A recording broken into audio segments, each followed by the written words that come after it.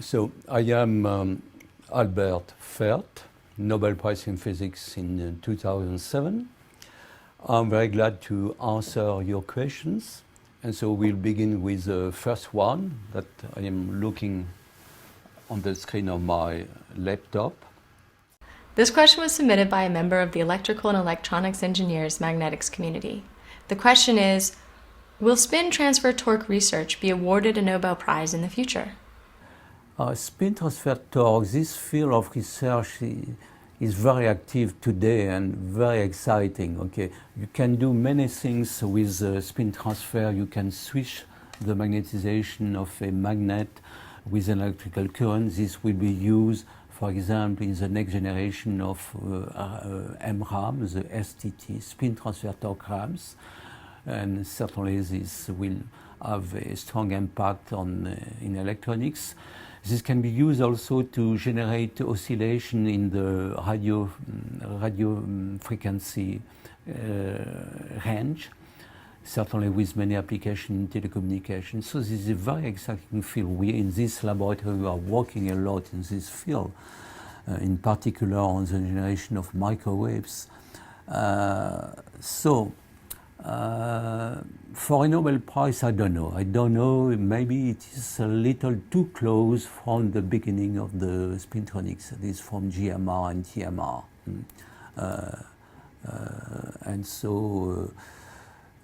But it would be great if a Nobel Prize is given for this direction of research. And this question was submitted by text by a member of the Institute of Electrical and Electronics Engineers Magnetics community. The question is, will carbon-based spintronic devices find large-scale applications in the next 10 years? In 10 years, maybe not, except some niche application of carbon nanotubes for connecting electronic device.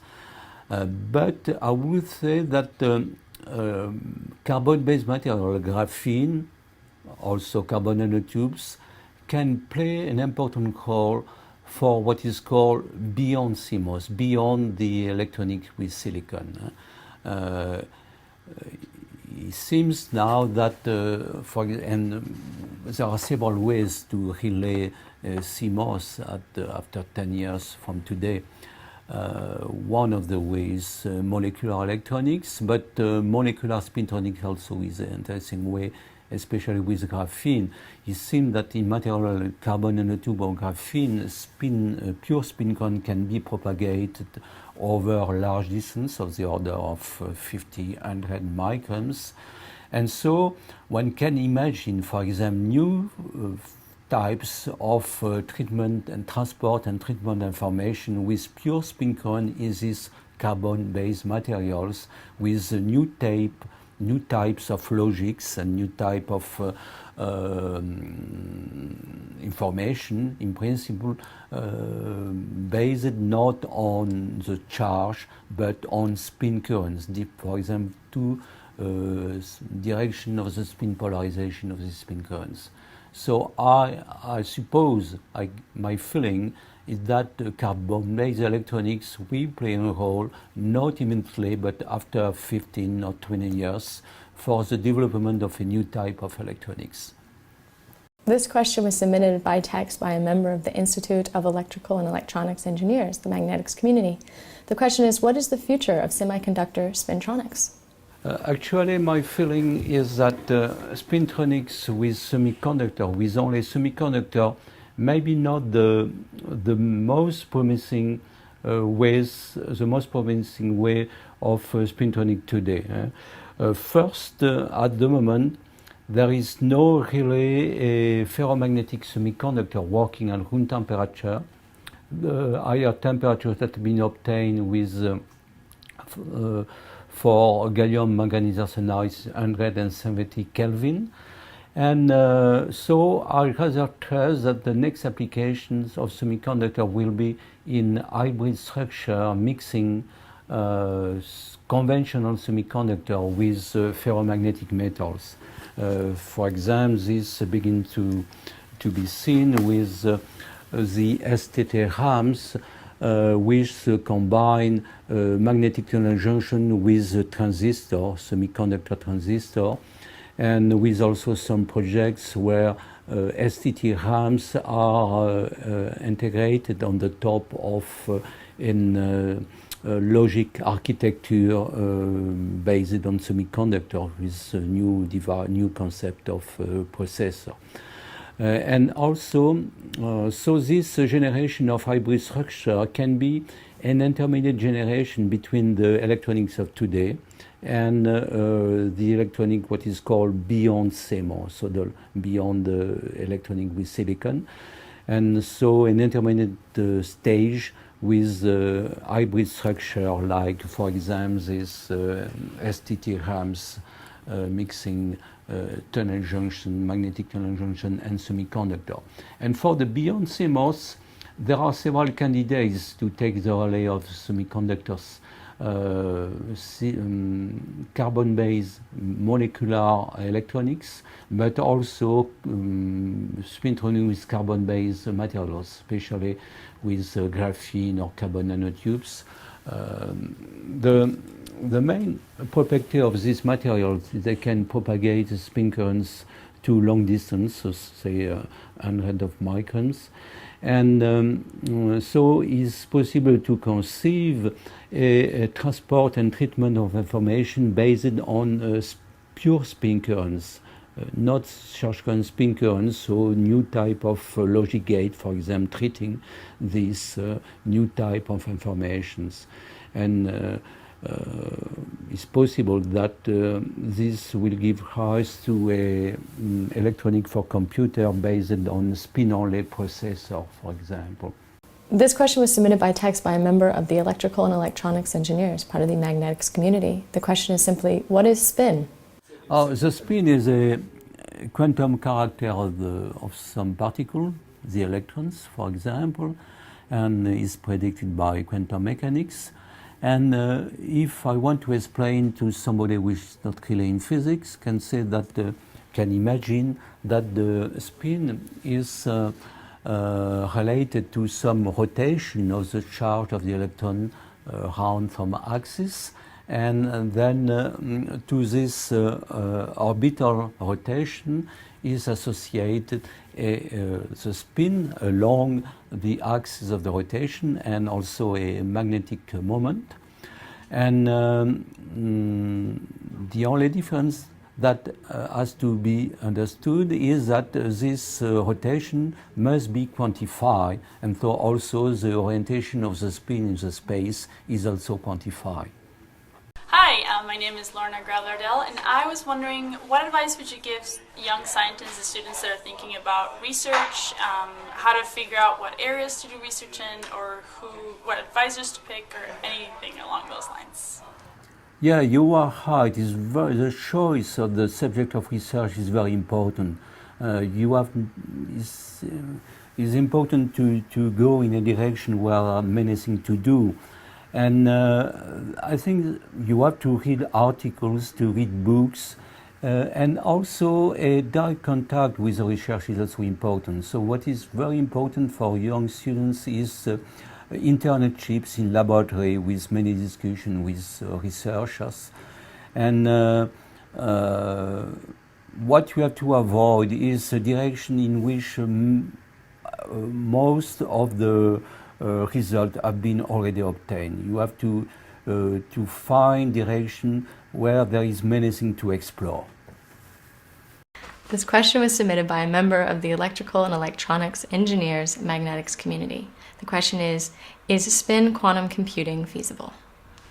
Very difficult to answer to this question. If you ask the question to people working on a project of quantum computers, they say, I don't know. I talk with several great names in this field, and generally they say, okay, the physics is beautiful, it's very interesting projects to replace conventional computing by quantum computing, but we don't know if it will be really feasible, and certainly not at short term, maybe after 20 years, something like that. Hello, Dr. Fert. This is Eric Cornell. You and I have something in common. We both won a Nobel Prize. As every Nobel Prize winner knows, The serious research oftentimes isn't done by the principal investigators, not by the professors, but by the graduate students. I wonder if you would mind sharing with us an anecdote, an interesting story about one of your favorite graduate students. Yes, I will tell a story of the day of the first observation of the giant magnetoresistance.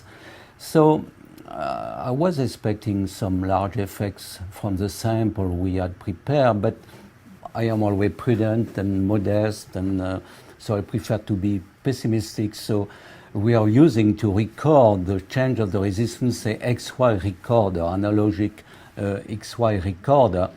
And so I say the students put the scale to observe an effect of 1 or 2%. So I was prudent.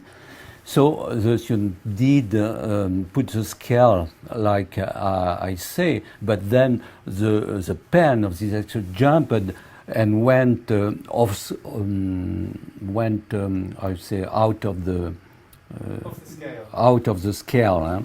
And so I say, okay, you can increase the scale by a factor of 2 or 3. Again, the pen jump out of the scale. And so finally the students had to several times to change the scale, and finally we could observe after 4 change of scale, observe the very large giant magnetoresistance.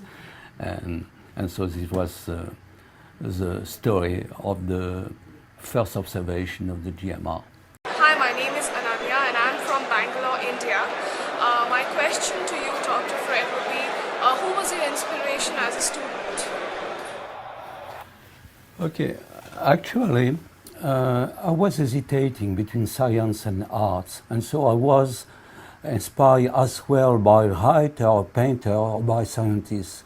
It's only at the end of my university that I had to choose, and so finally I was inspired by some of my teachers in physics, and I decided to prepare a PhD. At the beginning, I was hesitating between science and arts. And so I was inspired by writers, painters, directors of movies, as well as by scientists. And during the first year of my university, I shot movies, and I was very attracted by having a career as a director. And but then I was also inspired by some of my professors in physics, and finally I decided to prepare a PhD in physics. And during this PhD, I understood how was fascinating the research and discovering new landscape in the field of knowledge. And so finally I was stuck to physics from this time. Hi Albert, my name's Grania and this is Jennifer, we're from Ireland. And we're just wondering, what's your current project at the moment and what have you been doing since you've won the prize? Okay, so a lot of things to say. Because the discovery of the GMR, which has been awarded by the prize, actually triggered the development of a new field of science which is called spintronics. And spintronics today is expanding in many very promising and fascinating directions. So I work, for example, on the spin transfer, and I work in particular on the application of spin transfer to the design of new types of oscillator for telecommunications. So very far from the technology of hard disk generation of microwaves. I am working also on the carbon nanotubes and on other carbon-based material like graphene, which are very promising for the future of electronic of spintronics. I am working also on new compounds with oxides, new type of two-dimensional electron gas at the interface between oxides. This is so there are a lot of things to do, and I am very pleased by the development of all these new directions in spintronics. Hello, my name is Peder Anke from Norway. I wonder about the synergy between the nanotechnology and the biotechnology. How do you see that will progress in the coming 10 years? And can you give some examples, hypothetical, of what you think will happen in 15 years of time from now? Yeah, the synergy comes from the common tools. And finally, what are the nanotechnology? This is many tools that now can be used by the physicists, by the chemists, but also by the biologists. And so, for example, these tools prepared mainly by the physicists can be extended to other fields. And for example, for the in biotech, you can use proximity microscope. For example, STM used before by the physicists. You can use also bioships fabricate on the same with the same methods as the ships of the electronicians, or you can use also the techniques of microfluidity to, for example, to separate fluids in analysis device. And so this is in fact now many fields of research share these tools who are called the nanotechnologies. Hi, my name is Italia Garduño. I'm from El Paso, Texas, and I'm currently a student at Texas A&M University in College Station. And I just wanted to, first of all, thank you very much for your invention. Your technology has changed and revolutionized education and entertainment. And I wanted to ask, what did you study in school? What led you to be interested in something this revolutionary? Thank you. Okay, so in school I studied literature, history, mathematics, physics, chemistry, and then at the university mainly chemistry, physics, and mathematics. So nothing revolutionary. And even during my PhD and during the beginning of my career in research, of course, I had the feeling that I could obtain original results, but I had never the feeling that this was revolutionary. It's only recently that when I begin for the final results after many years of research, that I found it was not so bad and revolutionary, I don't know, but certainly I can see that my research had led to a new field of research, which is called spintronics, and also to some applications that many people use in many countries today. This question was submitted by a member of the Institute for Electrical and Electronics Engineers, part of the magnetics community. The question is, can spin be used for communication? Communication, long-distance communication, you mean? The spin cannot be transported to a very long distance, say 100 microns is the maximum that can be foreseen today. So for communication at a long distance, the necessary relay is electrical current or waves, that is light or radio waves. And so what is important is to develop the possible relays, for example, between spin currents, and emission of light, of emission of microwaves. This is very important field of research today. This problem of relay between spins and other type of physics, more relevant for communication at long distance. Do you think that physics is needed to understand human consciousness? Or you think that it's possible to describe consciousness without our physical knowledge of nature? Okay, good question. So physics so far cannot really describe the human consciousness.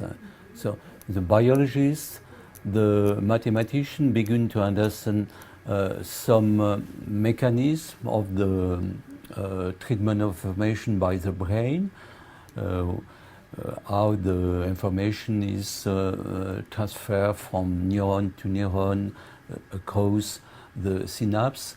But this is just the beginning, the first step, and understanding the human consciousness is very, very far. It's very difficult to imagine that we can, in the next century, understand really this potential of the brain. Anyhow, even the physicists are beginning to try to develop a new type of computing science, which is called based on neuromorphic electronics. That is, on components that, in contrast to the components of the computer of today, components that will have the synaptic, the plasticity of the synapse, the potential of evolving as a function of the information they have treated. And so this will give maybe to rise to a new generation of computer with an operation closer to the operation, to the mechanism of the human brain, but we are very, very far from the fabrication, so a computer having the potential of the human brain. I am G.N. Vishwanath. I am speaking from Bangalore, the science city of India. I am curious to know how simultaneous discoveries can happen in science. Does that mean that two scientists might work concurrently when some discoveries happen? Thank you. Good question. But there is so many researchers in the world that several are working on the same direction, sometimes with different motivations, but on the same projects.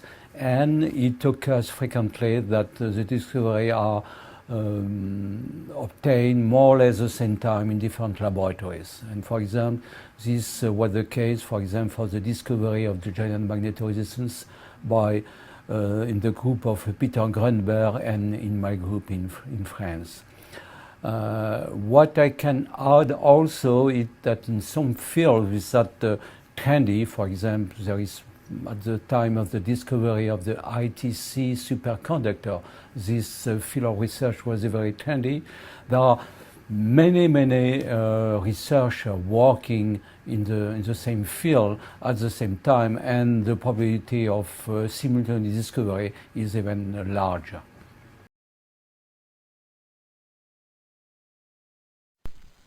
Hello, my avatar's name is Archivist Llewellyn, and I'm asking a question from Second Life. Carbon nanostructures can be grown in high yield inside the pores of zeolite crystals, which are aluminosilicate semiconductors. My question is, does the quality of the crystals make a difference? If so, would crystals grown in space, shown to have higher quality, be a viable option? Thank you. So I can begin by answering what are these zeolites.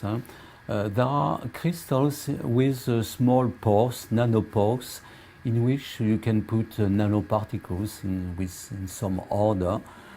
So this can be a way to prepare nanomaterials.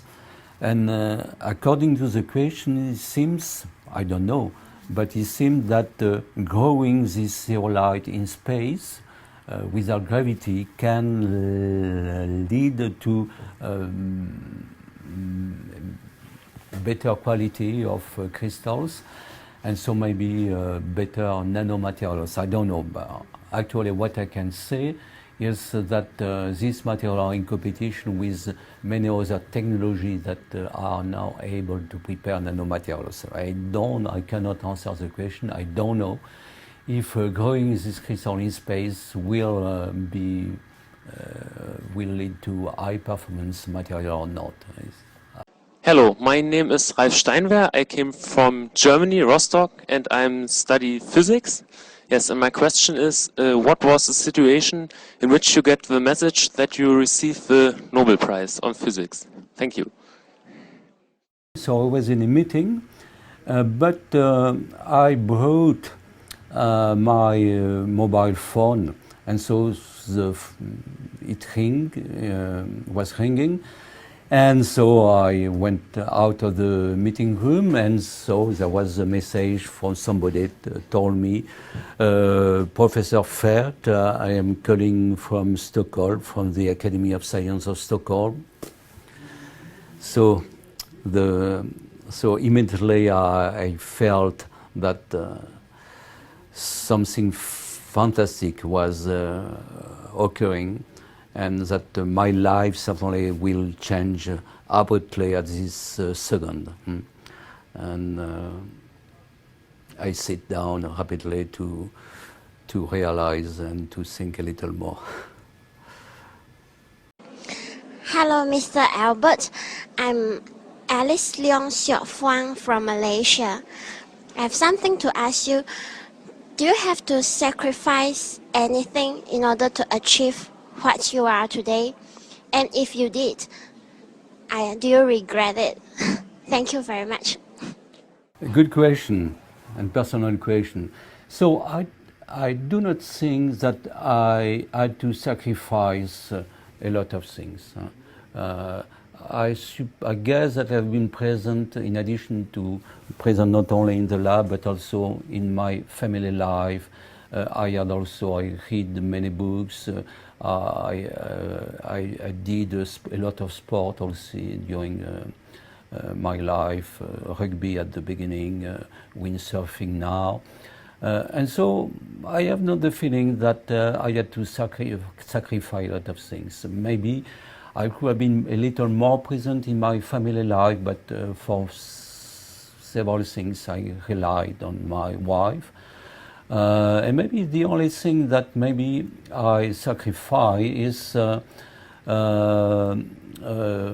obtaining a lot of money, becoming very rich. That is not generally what you can obtain when you are doing only science and research.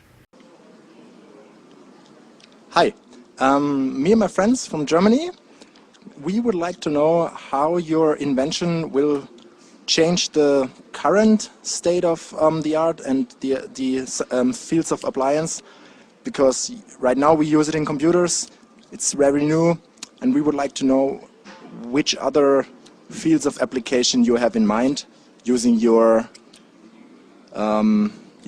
invention. Thank you. Yeah, so actually the discovery of the GMR was the first step in a new field of research which is called spintronics. Spintronics include many other effects also exploiting the spin of the electrons. And so many other interesting effects have been found. For example, we are working now on in a field of research which is called spin transfer, and we are working mainly on research leading to application in telecommunication, a new generation of oscillator for the emission of reception of radio waves. So this is nothing to see with the hard disk and the GMR. And we are also working on carbon-based material like carbon nanotube and graphene for application certainly at long term for the perspective of beyond CMOS, after the electronic of silicon. The electronic with semiconductor follows what is called Moore's law, a progressive reduction of the size of the components, but one knows that this law will end after maybe now 10 years. And so this is a great problem, an important problem for electronics. What will be after? And so this is now at the beyond CMOS problem. What will occur after the electronic on silicon called CMOS electronics? And So people are thinking about new type of technology to relay the CMOS electronics, the silicon electronics, and this spintronics is one of the way. And in particular, spintronics with carbon-based materials like graphene or carbon nanotubes. Hello, I'm Revati, a student of Electronics and Communication. Your invention has been successfully implemented in MP3 players and other things. How do you feel when you see that your inventions have had immediate applications? Thank you. Yes, a good question. What I feel is that science and research work. This is my main conclusions. I was not completely convinced at the beginning of the career, but now I see that the research works well, and that means that you construct in your mind some scenario with electron spins. You can be skeptical at the beginning, but finally I saw that after this abstract construction in the mind can become concrete experiments, and finally concrete device that everybody use in the shops, in the street, on computer or elsewhere. So my feeling is that the research is a powerful tool to and that transforming the product of your imagination in device that you can use in your daily life. Hello, my name is Lavanya. I'm a student of electrical engineering and my interest lay in physics. So just wanted to know how could I switch over to a career in physics with an electrical background? Yes, so to start a career in physics you have to begin with a PhD, with a thesis, and so you have to apply to a supervisor to start a PhD, and so we have to convince the supervisor, the laboratory, that you are motivated, and so that you know a lot of things on technical aspect of physics. You have to want to work on the more fundamental aspects, and finally, when you will be after a PhD, you are on the good way to continue in research and in physics. Hello, I'm Sahana Peters from Bangalore. I'm in class 11 and I've taken up computer science. My question is to Mr. Albert, and it is that what do you see the future for nanotechnology for people in comatose situations, and especially in developing countries where money is a major criteria? So I can say you cannot separate nanotechnology from all the other technology and from science in general. What is important for developing country is to study, to have students becoming good in science in general, and developing then the technological level of their country. Nanotechnology is maybe the most difficult for developing country because this needs facilities that are very expensive and difficult to buy in poor countries. So, but the main thing is to begin with science in general. My name is Sudarshan. I am from Bengaluru. What is the role of science and technology in 21st century to the mankind and all the life of on Earth? Yes, of course.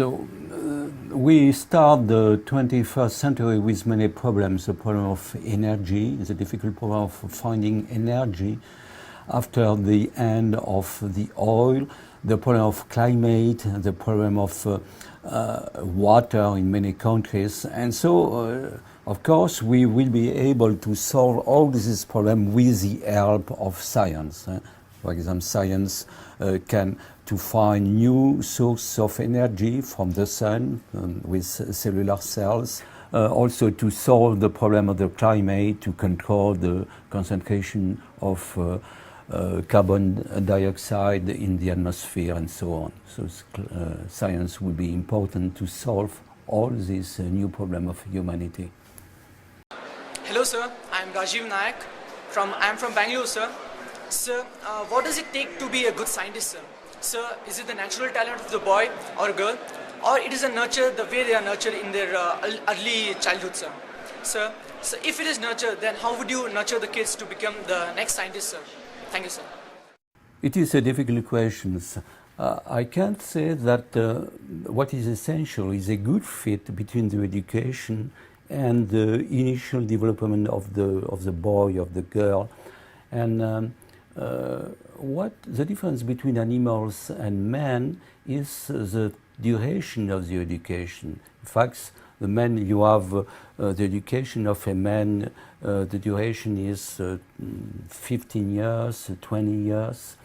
So I will say that the education is the most important thing to prepare the brain of our brain to be to the work of science, for example. Matt Gibson, I'm in Bangalore. Professor, we all have work lives and we all have personal lives, and our personal lives, I like to think, if we can merge our personal and our work lives, so much the better. I was just wondering your personal interests in jazz, whether they've had any influence on your work life, and if you could tell us about some of your favourite jazz musicians, specifically drummers, because I'm a jazz drummer. Thanks very much. My favorite musicians. What I will say, if I have to select two musicians, it would be Charlie Parker, saxophone alto, and Thelonious Monk. And in fact, I love many other musicians on trumpet, Miles Davis, Chet Baker, piano, Keith Jarrett too. And concerning the drummer, because you are a drummer, I will cite Art Blakey for the jazz of the 60s, Art Blakey of the Jazz Messenger, with a fantastic drummer, Elvin Jones too. And if I want to look at the modern drummer of today, I will select Paul Motion, and also the drummer of Keith Jarrett, Jack DeJohnette. I don't know if you agree with my choice, but okay, I am glad to answer a question out of physics. I forgot to answer to the second part of the question about the influence. Influence, no. In fact, this is two different things. And actually, when I am working on physics, it's difficult for me to listen to music because I cannot concentrate at the same time on music and physics. And so this is two separate parts of my life, I would say, with, of course, other part of my life in other fields. Hello, I'm Bharat from Ramaya College, doing my mechanical undergraduation. My question to you, sir, is how good is the coordination between a scientist and an engineer good for humanities? So, of course, this correlation between scientists and engineers is necessary. You use certainly a computer and a telephone, and so this, the computer is based on result of fundamental research, maybe 30 years ago, 20 years ago, and this fundamental discovery had been transformed into device that can use every day, thanks to engineers and thanks to the industry. So this correlation, this cooperation between both communities is very fruitful. Hi sir, I'm Rahul Gaur from Bengaluru, and I want to ask you a question, sir, that why the people of India, they are inspired to become doctors, engineers, but not scientists. Why, sir? And how can you inspire them to become scientists? There is really a need of scientists in this world. Thank you, sir. Okay, but there are very good scientists in India, I can certify, and so, of course, you said there are also many physicians, but how to promote the research even more in India is by motivating young people to science, explaining that Science is a beautiful adventure. You explore the field of knowledge, you discover very beautiful landscape, and sometimes you are gratified by applications that are useful for the humanity. And so you have to motivate young students with this sort of arguments, and it's what I am doing when I am visiting high school in France or in other countries. This question was submitted by a member of the Electrical and Electronics Engineers Magnetics community. The question is, what area of research in magnetism and spin-related research could lead to breakthroughs in the next 10 years? Spintronic expanded in so many directions, so it's difficult to choose, but I can select two directions. Spintronic with carbon-based material, like graphene. This material seems the best for spin transport to long distance, say well above the micron range, and so the most promising for application in electronics. For example, for the treatment of an information based on spin currents and no longer on charge currents. And among the very exciting direction today, I will cite also what is called the topological insulator. So new type of materials, new state of matter, I can say, that give rise to non-dissipative current on the edges of some quantum wells of some materials.